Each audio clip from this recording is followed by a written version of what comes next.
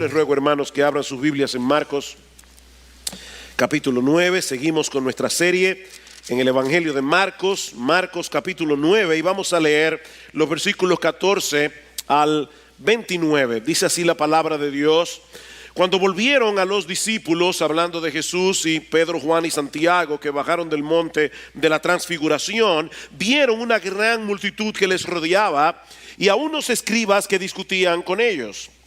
Enseguida, cuando toda la multitud vio a Jesús, quedó sorprendida y corriendo hacia él le saludaban.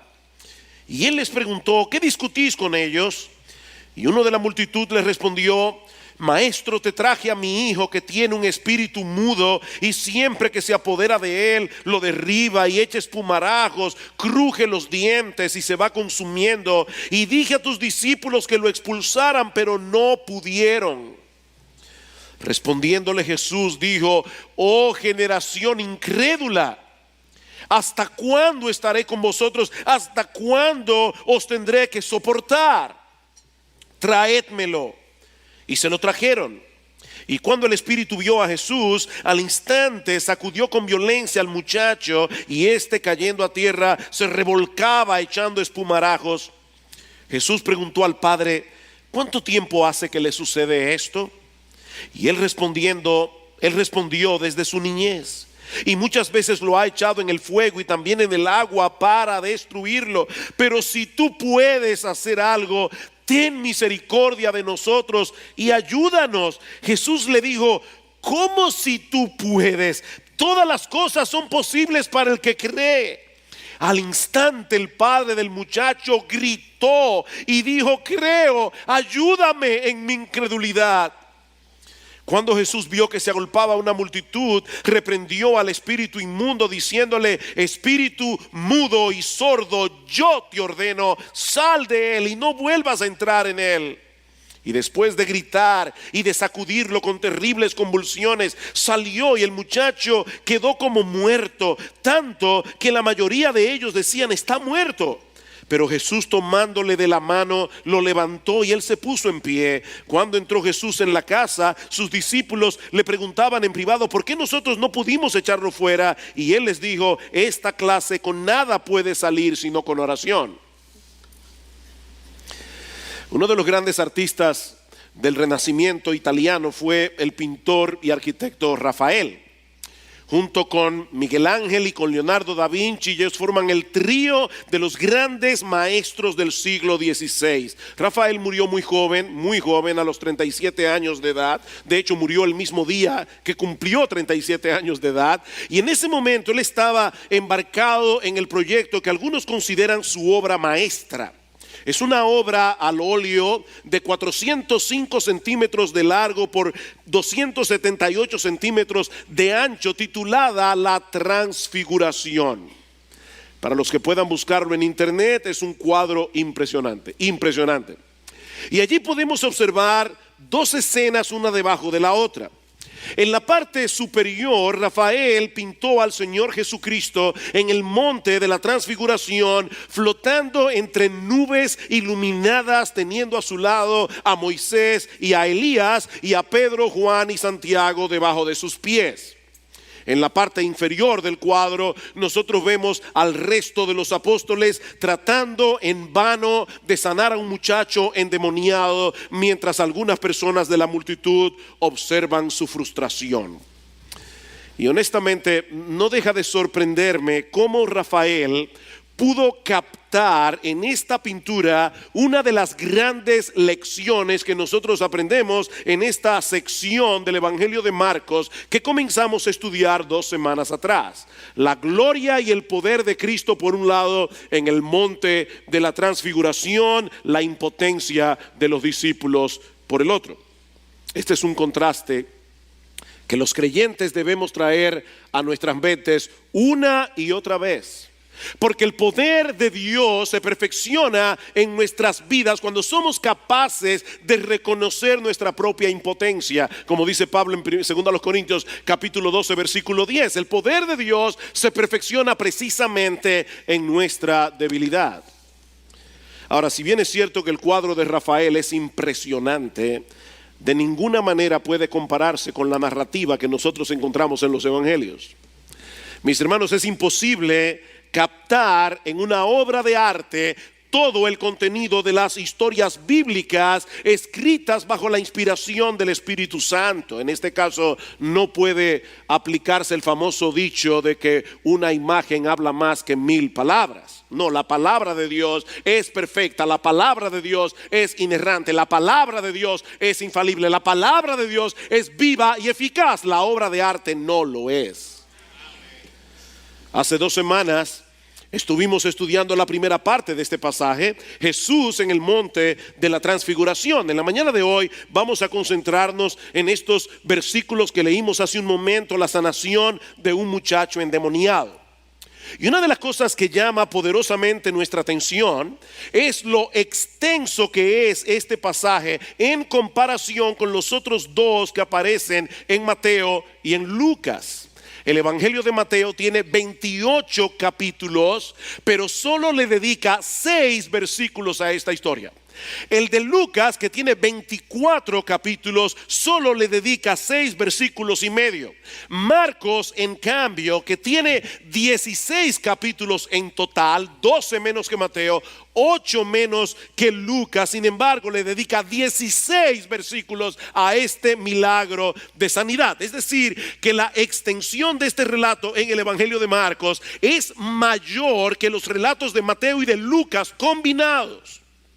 Mis hermanos, es evidente que Marcos tiene un interés especial en esta historia, porque esta historia encaja perfectamente con el propósito por el cual él escribió este evangelio: mostrar a Jesús como el Rey de Gloria que se hace siervo, el Rey de Gloria que viene a la tierra como un siervo, que se arremanga las mangas de la camisa para trabajar con los hombres, para involucrarse con los hombres. Es el Rey de Gloria que se hace siervo para morir por pecadores, para dar su vida en rescate por muchos. Luego del episodio de la transfiguración, Jesús y los discípulos descienden del monte y se encuentran con un cuadro bien patético que nosotros veremos en esta mañana, en otra especie de cuadro como el de Rafael, solo que el que yo intento pintar aquí tiene varias escenas. La primera podemos titularla una multitud interesada pero sin entendimiento. Una multitud interesada pero sin entendimiento. Dice en el versículo 14 que cuando volvieron los discípulos vieron una gran multitud que les rodeaba. Debemos suponer que mientras Jesús y los otros discípulos estaban en el monte de la transfiguración, el padre del niño endemoniado se había acercado cuando vio la compañía de los discípulos, pensando que Jesús estaba allí. Porque él dice más adelante: yo te traje a mi hijo. Él iba pensando que Jesús estaba allí, pero resulta que el Señor no estaba con ellos. Así que los apóstoles hacen su mejor esfuerzo para sanar al muchacho, pero dice el texto que ellos fracasan en el intento. Y los escribas, que eran como la Gestapo de aquella época, ellos estaban siempre allí esperando ver algún fracaso de parte de Jesús y de parte de los discípulos. Los escribas aprovechan la oportunidad para avergonzar a los discípulos delante de toda la multitud. Por supuesto, era más fácil ridiculizarlos cuando Jesús no estaba con ellos. Pero aparentemente estaban tan absortos en la discusión que ellos no se dieron cuenta de que el Señor había bajado del monte y se estaba dirigiendo directamente hacia ellos. Y Marcos nos dice que tan pronto ellos vieron al Señor, todos corrieron hacia Él sorprendidos. Y la palabra que se usa aquí expresa un estado emocional muy intenso, un estado emocional que en algunos casos puede llegar a ser preocupante. Esta es una palabra que solo aparece 2 veces más en todo el Nuevo Testamento.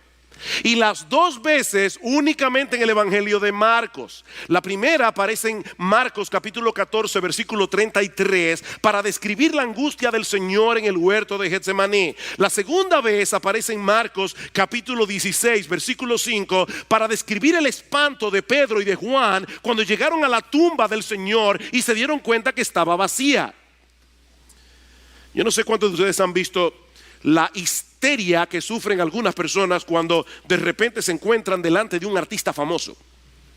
Me acuerdo siempre esa fecha, esa vez cuando los Beatles llegaron a Estados Unidos. Las muchachas caían desmayadas viendo a los Beatles. Bueno, mis hermanos, algo similar fue lo que probablemente sucedió ese día alrededor de la persona de Jesús. Dice en el versículo 15 que ellos al verlo estaban sorprendidos, estaban espantados, estaban alarmados y corrieron hacia él para saludarlo. Y saben, mis hermanos, lo que esto nos enseña: que la popularidad no es una señal inequívoca de éxito ministerial. Porque el interés de la gente por la persona de Jesús no siempre va acompañado por una motivación correcta. La gran mayoría de estas personas eran incrédulas, como veremos en un momento. Ellos estaban fascinados con el Jesús que hace milagros. Ellos estaban fascinados con el sanador, pero no estaban fascinados con el Jesús que vino al mundo a morir en una cruz para salvar a pecadores que merecen el infierno.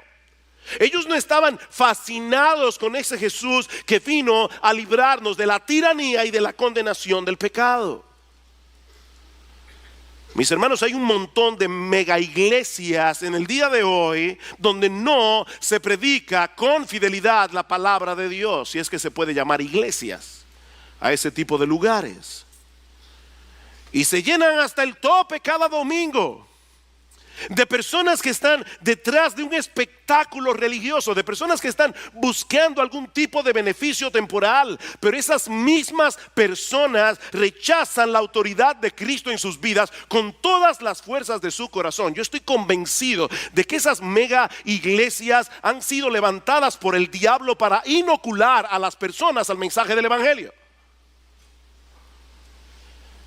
Por si acaso, no es que haya nada de malo en iglesias grandes.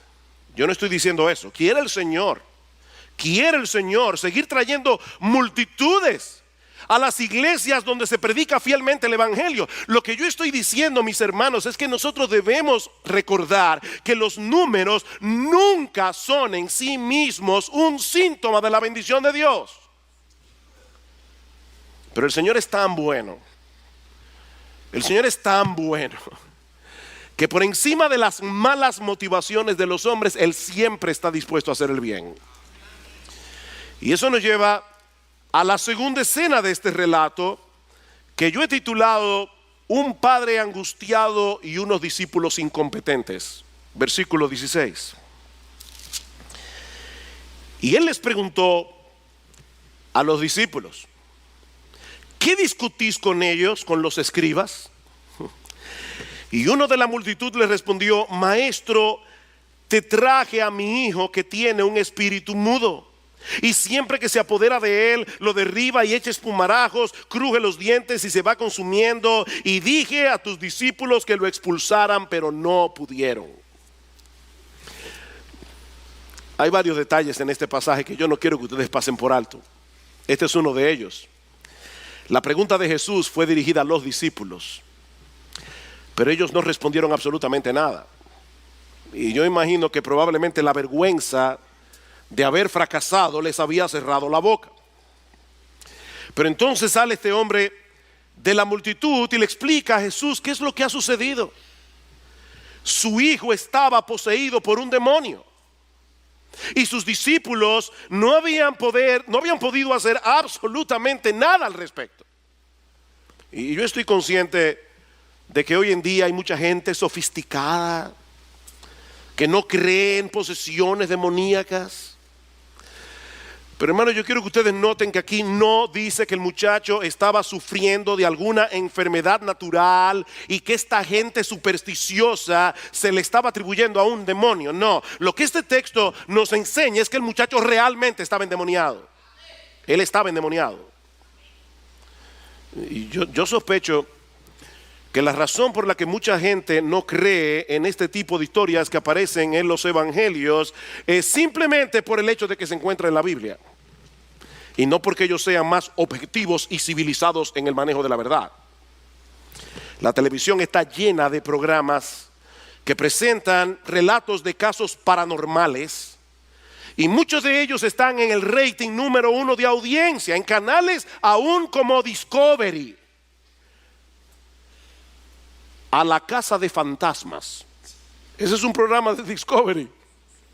Cuando los fantasmas atacan, encuentros con extraterrestres, historias de ultratumba, portales hacia la muerte. Las mismas personas que rechazan los relatos de la Biblia son capaces de creer este tipo de cosas. Por eso se ha dicho con mucha razón que el problema de los incrédulos no es que sean incapaces de creer la verdad, es que son capaces de creer cualquier cosa menos la verdad.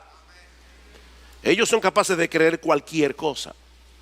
Pero mis hermanos, nosotros tenemos todas las razones del mundo para confiar plenamente en el relato bíblico, porque esta es la palabra de Dios.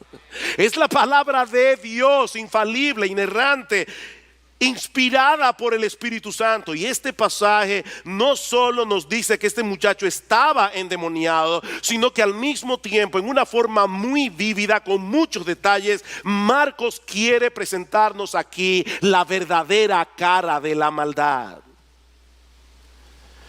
El demonio había hecho miserable la vida de este muchacho y la vida de sus padres. Él no podía hablar, él no podía huir, él tenía convulsiones. Más adelante el padre le dice a Jesús que muchas veces el demonio arrojaba a este muchacho al agua, lo arrojaba al fuego tratando de destruirlo. Queridos hermanos, esta es la verdadera cara de la maldad. ¿Saben cuál es el problema que tú y yo tenemos en nuestra lucha con el pecado? Que lo malo no nos parece tan malo como es en realidad. Ese es el problema. El pecado nos resulta atractivo. El pecado sigue siendo destructor, porque el diablo nos presenta el departamento de publicidad y nos esconde el veneno, nos esconde el anzuelo. El chisme no parece tan malo, la murmuración no parece tan mala, la pornografía tampoco. ¿Qué problema puede haber en ver a una mujer hermosa que no es tu mujer? ¿Qué problema puede haber en hacer un comentario aquí o allá que los demás no necesitaban conocer? ¿Qué problema puede haber en ir en contra de la autoridad y en ser un poquito más independiente? ¿Qué problema puede haber? Mis hermanos, eso no parece tan destructivo, todo lo contrario. Muchas veces lo malo se ve bien y se siente bien. Lo malo se ve bien y se siente bien. Pero mis hermanos, el pecado no produce nada bueno. El diablo no tiene ninguna intención de bendecirte. Su propósito es destruirte por completo. Su propósito es alejarte de Dios, porque Él es la fuente de todo bien. Escucha con atención, mi amigo que estás aquí en esta mañana. La maldad siempre produce frutos podridos. Siempre produce frutos podridos, aunque eso no sea tan evidente al principio. Esa es la verdadera cara del pecado. Ahora, yo quisiera tener la capacidad de ayudarlos en esta mañana a ponerse por un momento en el lugar de este papá. Yo quiero que ustedes se trasladen y se pongan en la piel de este hombre.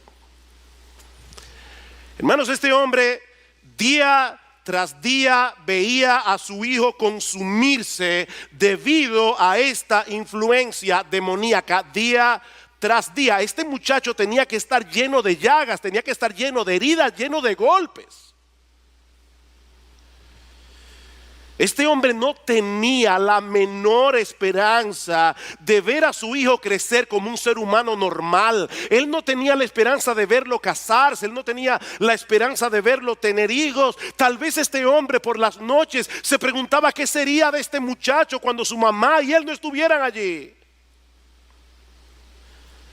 Este hombre estaba desesperado.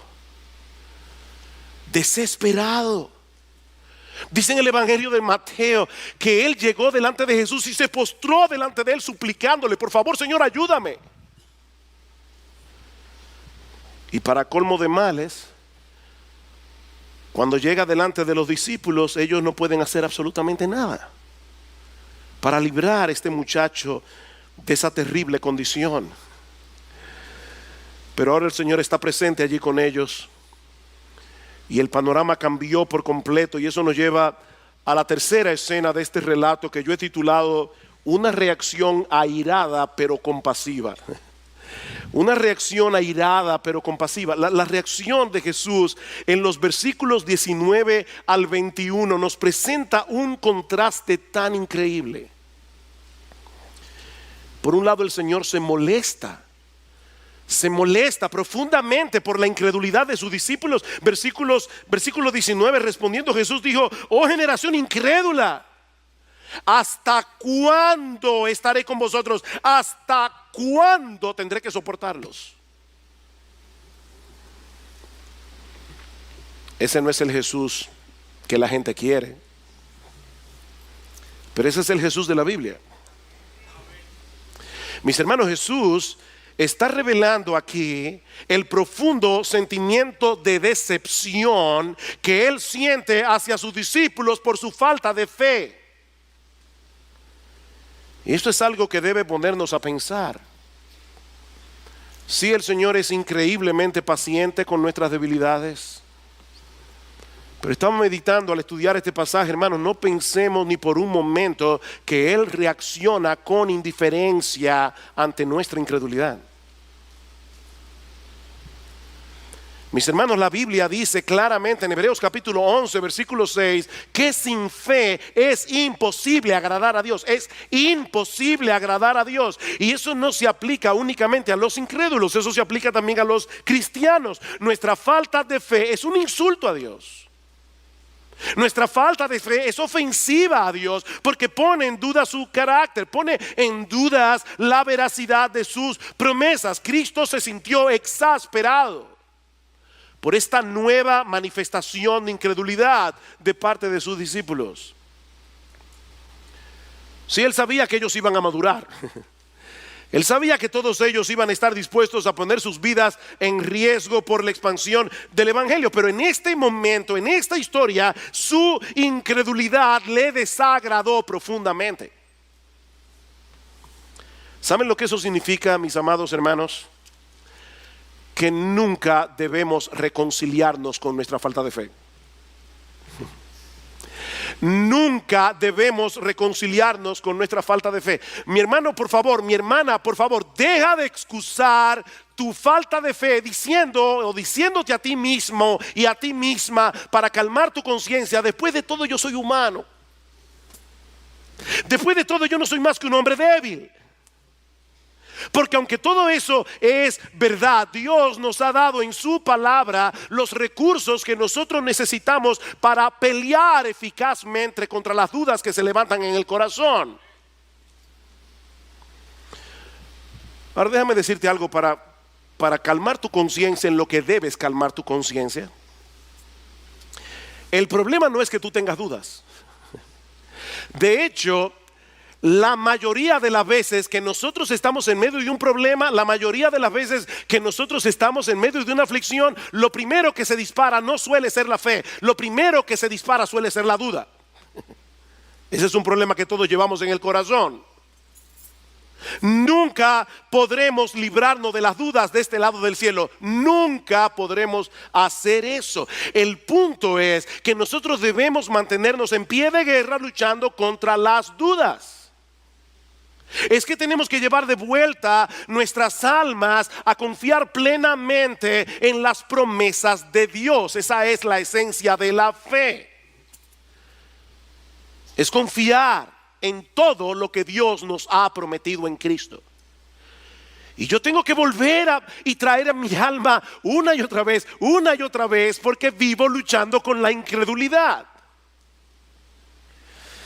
Yo no sé cuántas veces me he descubierto a mí mismo orando al Señor y pidiéndole por algo que carga mi corazón, y en el fondo dándome cuenta que no creo que Dios es capaz de hacerlo. Y he tenido que decirle ahí mismo: Señor, perdona mi incredulidad.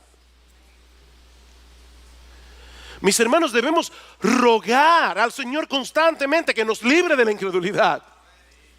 Debemos rogar al Señor que fortalezca de tal manera nuestra fe, que nos libre de ofenderle dudando de Él.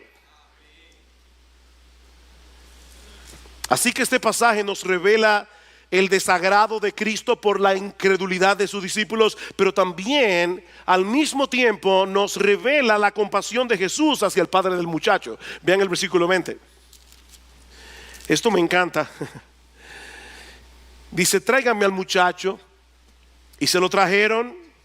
Y cuando el espíritu vio a Jesús, al instante sacudió con violencia al muchacho, y este, cayendo a tierra, se revolcaba echando espumarajos. Aparentemente era el último intento del diablo para destruirlo. Jesús preguntó al padre: ¿cuánto tiempo hace que le sucede esto? Y él respondió: desde su niñez. Ahora, ¿ustedes creen que Jesús desconocía la historia del muchacho? Por supuesto que no. ¿Por qué pregunta entonces? Bueno, yo creo que la intención del Señor aquí es hacerle ver a este padre: yo estoy interesado en ti. Es hacerle ver a este padre: tú no eres un expediente más en la lista de personas que están buscando mi ayuda. Ustedes no son una cara anónima en medio de la multitud. Son personas creadas a imagen de Dios, que están atravesando por una situación angustiosa. Jesús quiere hacerle ver a este padre que a él le importa. Me encanta eso. Cuéntame tu historia. Cuéntame tu historia. Eso es básicamente lo que el Señor le está diciendo a este padre. Que ustedes recuerdan cuando los discípulos estaban en la barca en medio del mar en tempestad. Dice en Marcos capítulo 6 versículo 48 que Jesús estaba en la montaña orando por sus discípulos, y al mismo tiempo dice que Jesús los vio remando con fatiga. Él no estaba viendo una barca a punto de hundirse. Él estaba viendo el rostro fatigado de los discípulos. Él estaba pendiente a los discípulos. Ellos creían estar abandonados en medio del mar. Eso es parte de la aflicción. Eso es parte de la prueba. Sentirse completamente solo, sentirse incomprendido. Nadie me entiende. Pero no, Jesús te entiende. Jesús tenía sus ojos puestos sobre sus discípulos. Sí, yo supongo que hay muchos creyentes aquí pasando por situaciones difíciles, y yo no me refiero únicamente a aquellos que han perdido seres queridos. En el mundo tendréis aflicción, como las chispas se levantan para volar hacia el aire, así el hombre nace para la aflicción. Y mi hermano, si ese es tu caso, recuerda, tú no eres un rostro anónimo en medio de la multitud. Jesucristo te compró con su sangre. Jesucristo ahora vela por ti como la niña de sus ojos. Yo creo también que esta pregunta hizo posible que se diera a conocer la magnitud del problema. ¿Desde cuándo hace que le sucede eso? Desde su niñez. Desde su niñez. Hermanos, este muchacho llevaba años en medio de esa condición tan miserable.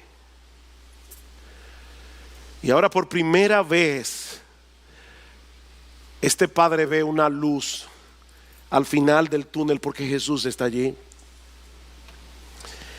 Pero él tiene una lucha a muerte en el corazón. Y eso nos lleva a la cuarta escena, que yo he titulado Una fe real pero débil. Una fe real pero débil. Vean la segunda parte del versículo 22. Él le dice: pero si tú puedes hacer algo, si tú puedes hacer algo, ten misericordia de nosotros y ayúdanos. Y Jesús le dijo: ¿cómo si tú puedes? ¿Cómo si tú puedes? ¿Estás bromeando? Todas las cosas son posibles para el que cree. La duda del padre no era si Jesús tenía la disposición de sanar a su hijo. No, la duda era si él podía hacerlo. Si realmente tienes la capacidad de hacer algo, es lo que este padre está diciendo. Por favor, yo te ruego que tengas compasión de nosotros. Y Jesús le responde que si tengo la capacidad de sanar a tu hijo, el problema no está en mi capacidad de sanarlo, el problema está en tu capacidad de creerlo. Todas las cosas son posibles para el que cree. Y por supuesto, hermano, de más está decir que esto no es un cheque en blanco para que nosotros pidamos a Dios todo lo que se nos antoje. ¿Qué dijimos que es la fe? La fe es la firme convicción de que Dios ha de cumplir todo lo que Él ha prometido. No todo lo que a mí se me antoje, todo lo que Él ha prometido. Y una de las cosas que Él ha prometido es hacernos bien y no mal todos los días de nuestra vida, aunque eso implique muchas veces decirnos que no. ¿Ven el punto? El punto es que la fe es como la llave que abre el cofre de los tesoros de Dios para sus hijos. Somos nosotros los que ponemos un límite a lo que Dios puede hacer en nosotros y a través de nosotros. Ahora, ¿qué es lo que el Señor está tratando de hacer aquí? Yo creo que Él está tratando de hacer dos cosas. La primera es retar la fe de este padre para llevarla a otro nivel. Él está retando la fe del Padre. Yo creo que Dios muchas veces nos coloca en situaciones donde Él reta nuestra fe. Por el otro lado, yo creo que Él está tratando de darle una lección a los discípulos, pero eso lo veremos en un momento. Él le dice a este padre: ¿cómo que si yo puedo? La pregunta es si tú crees. Y este hombre al instante, eso es lo que hace un papá. Al instante, el padre del muchacho gritó: creo, ayúdame en mi incredulidad. Wow, qué honestidad. Este hombre realmente creía en Jesús. Él creía en Jesús, pero era una fe muy débil. Era una fe pequeña.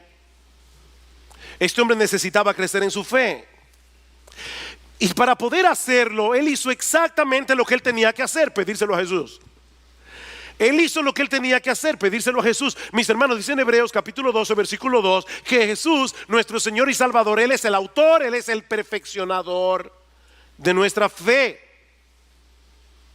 Este padre hizo exactamente lo que él debía hacer: reconocer delante del Señor que él estaba lleno de dudas y pedirle a Él la gracia que él necesitaba para poder seguir creciendo en fe. Y mis hermanos, hay una gran lección aquí para todos nosotros. Decía Juan Calvino que en todos los hombres la fe siempre está mezclada con incredulidad. Nadie llegará a tener tanta fe de este lado del cielo que deje de luchar con la incredulidad. Eso nunca va a pasar, no de este lado del cielo. Esa es una batalla que nosotros tenemos que pelear cada día, pero es una batalla que de ninguna manera podemos pelearla en nuestras propias fuerzas. Tú no puedes crear fe en ti por el simple hecho de decirte que debes tener fe. Este hombre no quiso aparentar tener lo que él no tenía. Con toda transparencia, con toda humildad, le dice al Señor: yo creo en ti, pero yo sé que no creo lo suficiente. Señor, en este momento yo tengo una guerra a muerte en mi corazón con las dudas. Yo tengo una guerra a muerte en mi corazón con la incredulidad, pero yo sé que aún en eso tú puedes ayudarme. No solo en sanar a mi hijo, yo creo que tú puedes, Señor, y te lo ruego, ayudarme en mi incredulidad. ¿Y saben lo que hizo el Señor? Déjeme decirle primero lo que él no hizo. Jesús pudo haberle dicho a este hombre: lo siento mucho. Lo siento mucho. No hay nada que yo pueda hacer por ti hasta que dejes de dudar por completo. Purifica tu corazón de la incredulidad. Vuelve cuando tengas una fe más fuerte y entonces hablamos. No, eso no fue lo que él hizo. Tan pronto ese hombre reconoció su incapacidad, Jesús vino en su auxilio. No es una fe perfecta lo que se requiere, es reconocimiento de nuestra debilidad. Y eso nos lleva a la quinta escena de este pasaje, un despliegue de poder, autoridad y misericordia. Versículo 25, cuando Jesús vio que se agolpaba una multitud, reprendió al espíritu inmundo, diciendo: el espíritu mudo y sordo. Es la primera vez que se nos dice en el pasaje que el muchacho también era sordo. Yo te ordeno, sal de él y no vuelvas a entrar en él. ¿Y saben lo que sucedió? Después de gritar y de sacudirlo con terribles convulsiones, salió, el demonio salió. Y el muchacho se quedó como muerto, tanto que la mayoría de ellos decía: está muerto. Mis hermanos, no hay poder sobre la tierra que pueda ponerle resistencia a la autoridad de Jesús. No existe ese poder. Los discípulos no pudieron hacer absolutamente nada para librar a este muchacho de la opresión. Pero ahora llega Jesús y, sin hacer aspavientos, sin usar ninguna fórmula mágica, le dice a este demonio: yo te ordeno que salgas de él y te ordeno que no regreses nunca más. El muchacho convulsiona una vez más, mientras el demonio parece estar luchando por no salir antes de hacerle el mayor daño posible. Pero Cristo había dado una orden y el demonio no puede hacer otra cosa que obedecerlo. El muchacho queda libre de su esclavitud, pero está tan exhausto que la gente piensa que ha muerto. Pero Marcos dice en el versículo 27 que el Señor lo tomó de la mano y lo levantó. Y hay mucha discusión entre los exégetas, porque la palabra que se usa allí es que lo resucitó.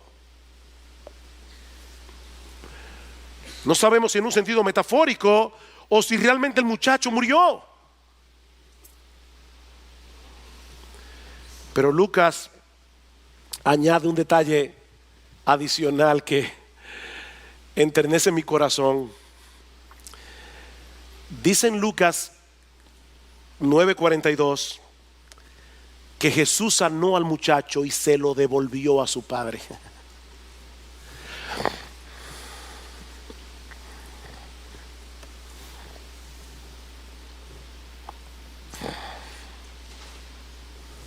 Hacía mucho tiempo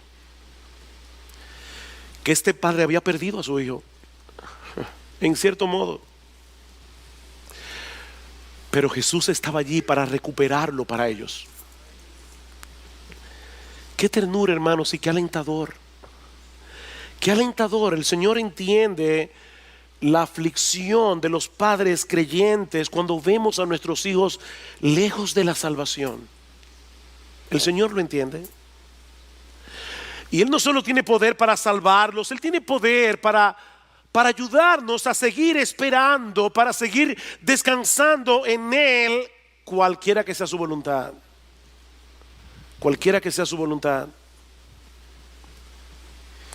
Pero hay una escena más, la última escena,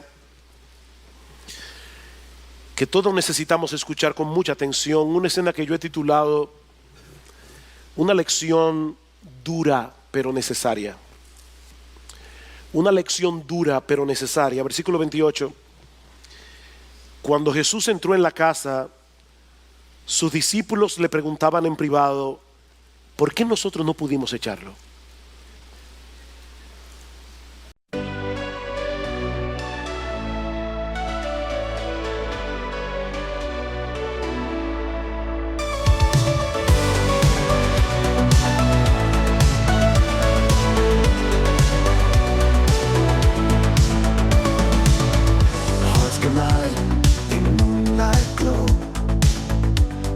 Whispers only we know.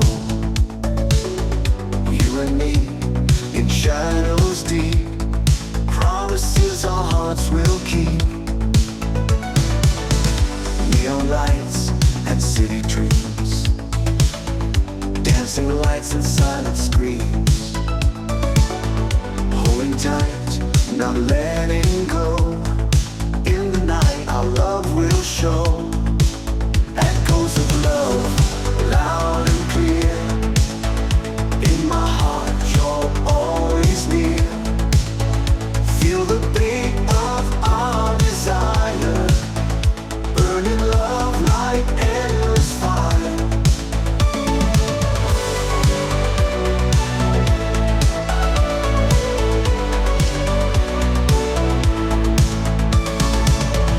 Waves crash under summer skies, love reflected in your eyes. Holding hands, we chase the stars, dreaming big no matter far. Oh, our hearts, they beat as one, in this night till dreams are done. Lost in love, our spirits soar. Keep me close forevermore. Echoes of love, loud and clear. In my heart you're always near. Feel the beat of our desire, burning love like endless fire.